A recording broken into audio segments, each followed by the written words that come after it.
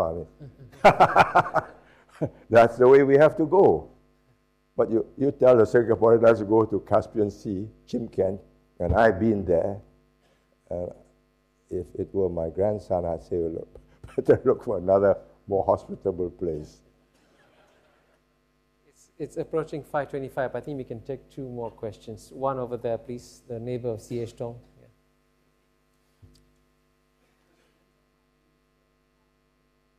Director and global co-head of Deutsche Bank Shipping. We are operating out of Hamburg. Hamburg and Singapore have two things in common: excellent statesmen, you and Helmut Schmidt. That is not what I wanted to say. The achievements of Singapore in the maritime sector are great. MPA has done an excellent job. We have to admit it from the German side. They do it very professionally, very systematically. And once in a while, that gives us some fare. On top, a number of European countries in the shipping sector are committing one mistake after another, and you are that good here in Singapore because you commit less mistakes than others. An ongoing discussion is the tonnage tax in Germany. Mrs. Merkel, our chancellor, is trying to keep quiet and keep the shipping community quiet. And in Norway, and Mr. Williamson was just talking to you but not mentioning the tonnage tax issue in Norway. It looks quite bad, but it looks good for you. So in future, you will have much more shipping companies like the Rittmers and the Williamson and the BWs here. I'm a little bit concerned about the price increases you have here. Not that much in comparison presently with Norway or with London or with New York, but the striking increases over the last 2 years, and cost is a tremendous factor for shipping, albeit the revenue stream at the moment is quite good, but costs are very sensible at the moment. What would you say, Minister Mentor, how to control the situation here in Singapore as to the price bills? Which particular housing, premises, cost? Housing and premises? Well, that's a sudden spike in demand, which we will try to meet, but I think it will stabilize. We will always be much cheaper than Hong Kong or Tokyo or Shanghai. That's for sure, long-term trend. We will be more expensive than Kuala Lumpur or Jakarta or Manila. That's the position that we think we will be. I do not believe that Hamburg is in danger because of Singapore. You've got a long history as part of the Baltic states, and they're not likely to lose that preeminence. And the Germans are not people who give up easily. I think there is no need to fear us. We are small in numbers. We threaten nobody. All we can do is to add value to your activities in this part of the world. And we welcome you here. And we'll try and keep costs down as much as we can during this interregnum before new buildings are up. They will be up. 5:30, but can we take just two quick questions? All right. Okay, there's one on this table and one at the table at the back there. So gentlemen here, please. These will be the last two questions. And Minister Mentor, my name is Mauro Balzarini from Siba Ships. We are an Italian family who founded a company in Singapore to manage our shipping assets. We heard a lot about, obviously, the economies in Europe, in America, and the growing of the Asian economy was driving the shipping industry at the moment. We don't hear much about Africa. I would like to know what is your opinion on the potential of Africa to become a player in the world politics and economics, and if there is any country within Africa that Singapore sees as an important partner for future development of relationships. Thank you. Are you involved in any part of Africa at all? Not really, no, but I think it's a country with a lot of potential, and having the chance to ask this question to you, I could not resist, actually. Well, I hesitate to answer this question with any authority because my knowledge of Africa is very patchy. I first visited it in the 1960s on several occasions. I did 17 capitals in 35 days in 1964. I've been back for conferences in Lusaka, Dar es Salaam, Nairobi, Accra, Lagos. I would say that for the next few decades, as far as the shipping industry is concerned, they will be exporters of raw materials. And the Chinese are joining the Europeans and the Americans in a big way, and the Japanese. And they are everywhere in Africa. And they need all the things that Africa's got, which they haven't got. So I will see a tendency, a trend of more Chinese ships going there, and, picking up raw materials to bring back to China, and that will generate other activities, and slowly they will grow. But I do not see a surge like you are having in East Asia or in South Asia.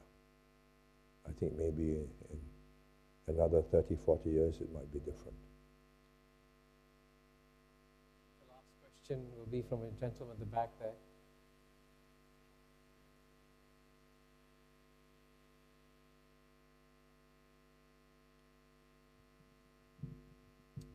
Minister Mentor, good afternoon. My name is Bajpayee from Eurasia. We are headquartered in Hong Kong, but we have significant operations out of Singapore also. You mentioned in your remarks in the beginning that one of the threats facing the maritime industry is from terrorism. You also mentioned during your discussion period that the transition from the colonization to globalization was a smooth one. And I couldn't resist this opportunity of asking you and the insight from your side whether there is a link between the two, whether there was a missed step in this transformation or transition from colonization to globalization, that the roots of terrorism lie there. No, I don't think so. I think this is a completely exogenous factor.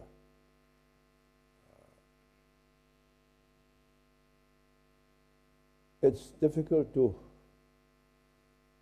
say at this moment with certainty why and how in the Muslim world the fundamentalists emerged in such a virulent form. But I would believe is this, if you take it broadly, that decolonization, whether in the Muslim world or in India or in other parts of the world, in Asia, leads to a resurgence and will to reassert their identity. So you have nationalisms, xenophobia across the decolonized world. With the Islamic world, I once had this discussion with a very thoughtful Indian diplomat whom I knew. He's based here. We kept in touch as friends. A very wise man. He's retired now. And I asked him, why do you think this has happened? And he gave me an answer which has set me thinking. He says, you look at India. Nehru started with a secular India, and he downplayed religion. But successive elections, finally his daughter, Mrs. Indira Gandhi, had to appeal to the Hindu base to gather votes in the north. And that led to the BJP and the RSS and Hindu nationalism and Hinduja. And the similar thing is happening with Islam. They were put down by the West. The Ottoman Empire was dismembered. They were recolonized or became protectorates in the Middle East, carved up. The British created Iraq, Kuwait. And if you read the history, you will know that it was done in a fairly light-hearted, arbitrary fashion.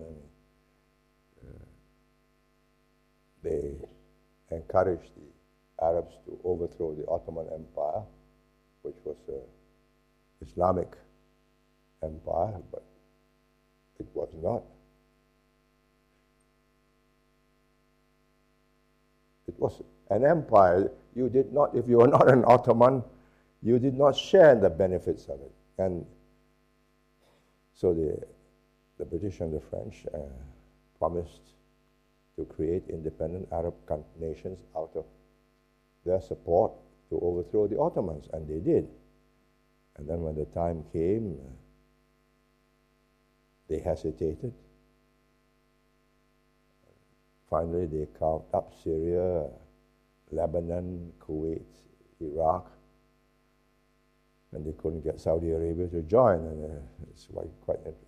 So I think the desire to reassert themselves came naturally, because after all, the Muslims reached the gates of Vienna. I mean, supposing they had overrun Europe, Europe might have become Muslim. It was one of these quirks of history. They did not. They are now disadvantaged, no technology, or low technology. And the tragedy is that instead of doing it the way the Japanese, the Chinese, and the Indians are doing, learning science and technology and beating the West by competing in that game, they decided to bring the house down and say, make your life miserable and make you dysfunctional. Since I cannot create all these aeroplanes and rockets and so on, I will destroy you. I think it will fail, and I don't know how long it will take before the realization that this is a no-winner. You can terrify, you can destroy pockets of people here and there. You get a weapon of mass destruction, you might kill a few million people, but you will not conquer the countries and govern these people. You haven't got the capabilities. And I was quite interested in reading a recent article that said that the Saudi cleric who had blessed Osama bin Laden had come out recently. I think it was in an article in the IHT just a few days ago. And he said, you, Osama, have brought disaster to the Muslim people. What have you done? You're killing Muslims. What have you achieved? So it's already leading to schisms, and they are already seeing that this is not going to bring about a caliphate. And once again, you have Islam from Western North Africa right across to Asia to Indonesia. This is not going to happen. How long will it take before it peters out? I don't know, but I think we'll live with it and cope with it. And we'll be in for a very troublesome time with Iraq and Iran it's not the end of the world. So we just carry on, and shipping is the way the world's trade is kept going. No technology has found a cheaper way of transporting goods. I was interested to see some, was it German or somebody, a new kind of ship which rides on air. But I don't know what happens when you meet 10-meter waves. But it's still the cheapest way to carry goods across the globe. So we'll be in the business, and Singapore is well placed for it. So we invite you to stay here and ride on the growth of Asia. Thank you.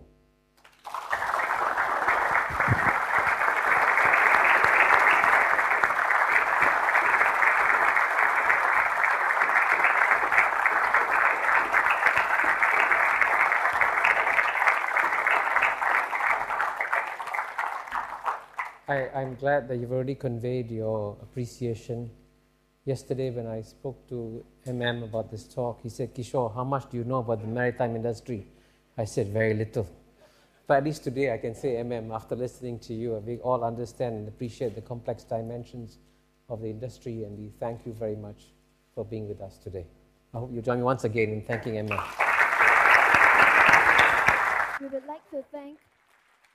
We would like to thank Minister Mentor for his time and for sharing his insights with us today. We would also like to thank Professor Mahbubani for facilitating the session. I would now like to call upon Mr. Peter Ong, Chairman of the Maritime and Port Authority of Singapore, to present a token of appreciation to Minister Mentor. Mr. Ong, please.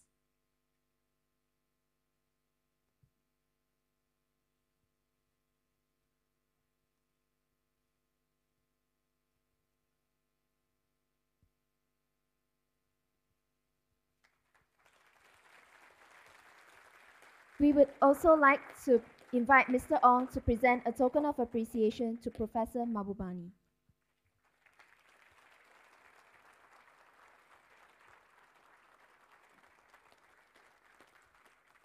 Ladies and gentlemen, let's give our speaker, Minister Mentor Lee Kuan Yew, another round of applause as he takes his leave.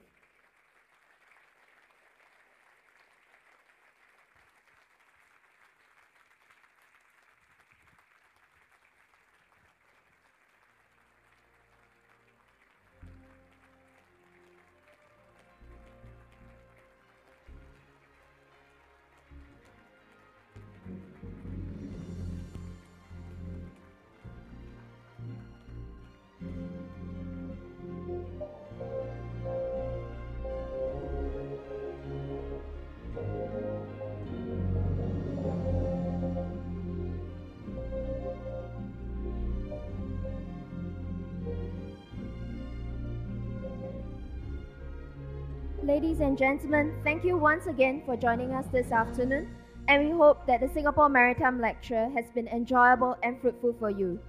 If you are attending the Singapore International Maritime Awards Gala Dinner after this, please note, we have arranged for transport to Shangri-La Hotel from here. The pickup location will be on your left after you exit the ballroom. If you wish to take the transport, kindly proceed to the pickup location without delay. We have ushers on hand to guide the way. Thank you and have a pleasant evening.